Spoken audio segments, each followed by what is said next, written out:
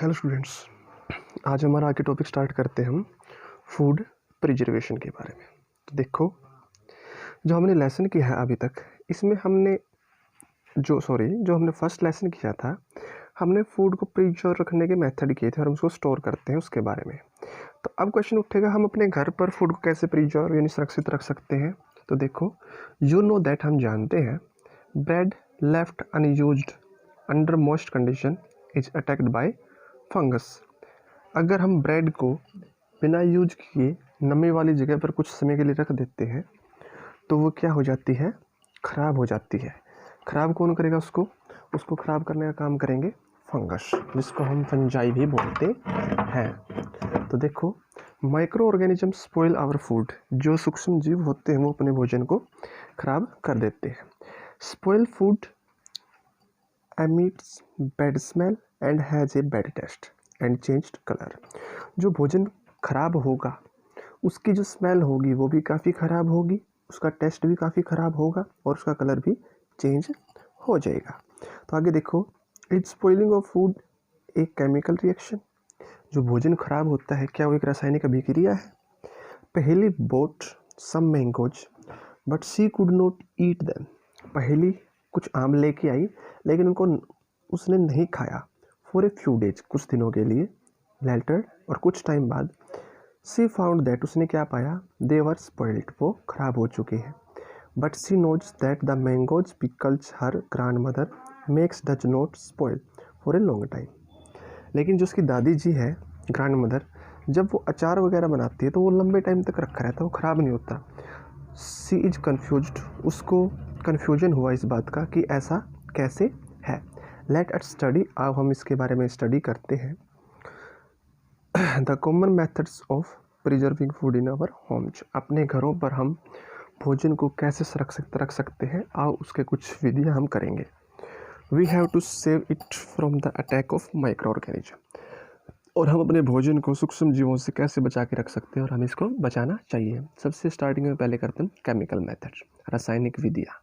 तो देखो, salts and edibles oil, जो अम्ल है और जिस तेल का हम खाने में प्रयोग करते हैं, आर द कॉमन केमिकल, सामान्य रूप से प्रयोग करने वाले रसायन हैं, used to check the growth of microorganism, सूक्ष्म जीवों की वृद्धि को रोकने के लिए, एक तरीके से बोल सकते हो किसी भी भोजन को खराब होने से बचाने के लिए। देयरफॉर, इसलिए क्या, दे आर कॉल्ड प्रिजर्वेटिव्स, इसलिए इनको क्या बोलेंगे, संक्षारक। ठीक है। वी एड साल्ट और acid preservatives to pickles to prevent the attack of microbes. हम अचार के अंदर जो नमक है, साल्ट बोल सकते हो, लवण बोल सकते हो, वो और अमल डालते हैं, किसके लिए, ताकि अचार खराब ना हो। या एक तरीके से बोल सकते हो जो माइक्रो ऑर्गेनिज्म है उनके अटैक से बचने के लिए हम इनका यूज करते हैं। सोडियम बेंजोएट और sodium metabisulphite are common preservatives. जिनका सामान्य रूप से यूज किया जाता है वो हमारे दोनों के अंदर रखे, सोडियम बेंजोएट और सोडियम मेटाबाइसल्फाइड। ठीक है। इनका यूज किस में किया जाता है, jams squashes to check their spoilings. इन सभी के अंदर इस बात का पता लगाने के लिए क्या वो ख़राब हो चुके हैं या नहीं हो चुके, इनके लिए। फिर देखो, प्रिजर्वेशन बाय कॉमन साल्ट, जो सामान्य लवण है उनका प्रयोग करके हम, या अक्षार बोल सकते हो, उनका अक्षारक बोल सकते हो, उनका प्रयोग करके हम भोजन को कैसे ख़राब होने से बचा सकते हैं। Common salt has been used to preserve meat and fish for age. जो मांस है और मछली है इनको सुरक्षित रखने के लिए हम इसका यूज करते हैं। Meat and fish are covered with dry salt to check the growth of bacteria. जो मांस है और मछली है उनको ड्राई साल्ट, सूखे लवण से ढक के रखेंगे, जिससे क्या पता लगेगा, जो बैक्टीरिया की ग्रोथ है उसका पता लगाया जाएगा या उसको नहीं होने दिया जाएगा। Salting is also used to preserve amla, mangoes, tamarind etcetera. जो कच्चे आम वगैरह होते हैं उनके अंदर भी जो हम अचार वगैरह बनाते हैं ना, उनमें भी कॉमन साल्ट का यूज किया जाता है। प्रिजर्वेशन बाय शुगर, शुगर को वैसे हम शुगर वर्ड यूज करते चीनी के लिए करते हैं, लेकिन इसका अर्थ जो होता है हमारा वो होता है शर्करा। ठीक है। तो देखो, जेम्स जिलीज और squashes are preserved by sugar. Sugar की हेल्प से इनको हम सुरक्षित रख सकते हैं। शुगर का काम क्या होता है, जो मॉइस्चर होती नमी होती है उसको कम करने का काम होता है, जिसकी वजह से क्या होगा, बैक्टीरिया ग्रोथ नहीं कर पाएंगे।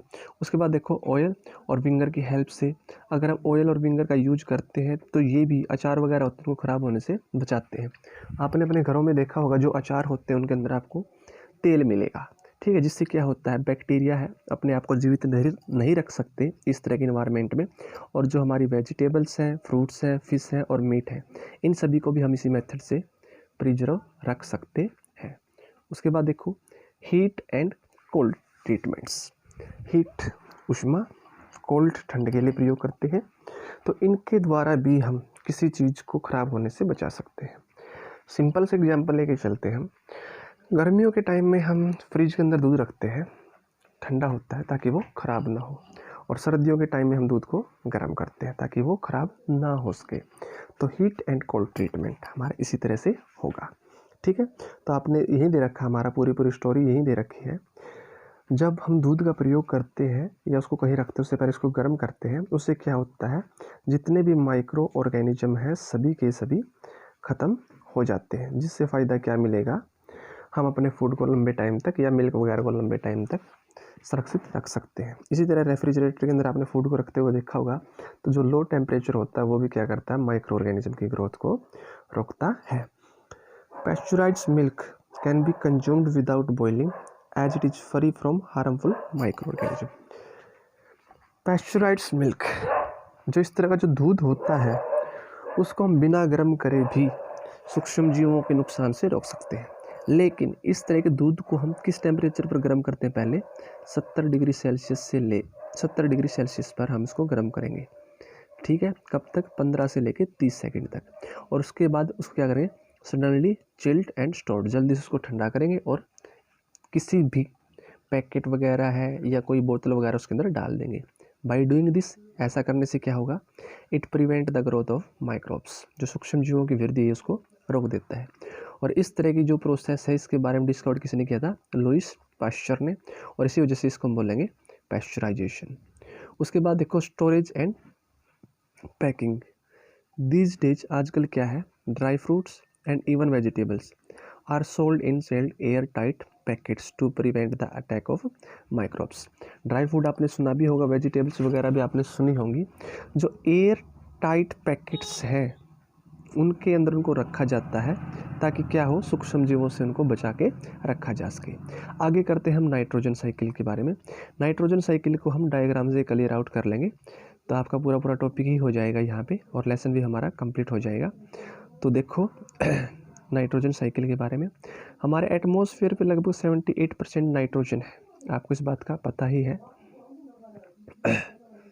सॉरी, ये टॉपिक हमारा नाइट्रोजन फिक्सेशन का रहता है, इसको क्लियर कर लेते हैं। नाइट्रोजन फिक्सेशन, तो देखो 6th क्लास और 7th क्लास में आपने बैक्टीरिया के बारे में पढ़ा था जिसका नाम बैक्टीरियम राइजोपस था। उसमें हमने ये पढ़ा था नाइट्रोजन फिक्सेशन का काम करते हैं बैक्टीरिया, जो प्लांट्स वगैरह होते हैं जिनको लिगुमेंट्स प्लांट और पल्सीजेन जो दालें वगैरह होती हैं उनके अंदर, ठीक है। इसी तरह और भी एग्जाम्पल ले सकते हैं बीन्स और पीज का, जिनके अंदर भी इसी तरह की कुछ प्रोग्रेस होती है। सिम्बायोटिक रिलेशनशिप का टॉपिक आपका पीछे आ चुका है प्रीवियस क्लासेज में।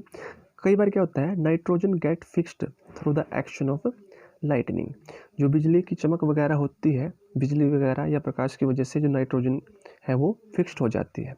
बट यू नो दैट, क्या आप जानते हैं, the amount of nitrogen in the atmosphere remain constant. हमारे एटमॉस्फेयर के अंदर जो नाइट्रोजन की अमाउंट है वो हमेशा एक समान रहती है।